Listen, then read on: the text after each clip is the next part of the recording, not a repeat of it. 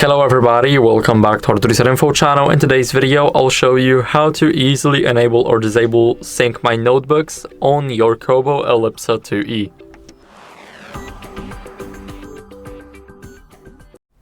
So first go over to settings, now go to the syncing and updates, and in the other content right here, we will have Sync My Notebooks. So basically it will back up your notes whenever you sync it. So when you want it disabled, then simply make sure that this checkbox is empty, and when you want it enabled, then make sure that there's a check mark in it. So that's basically it for the video. I hope it was helpful, and if you liked the video, then leave a like, sub and a comment, and I'll see you in the next one. Bye.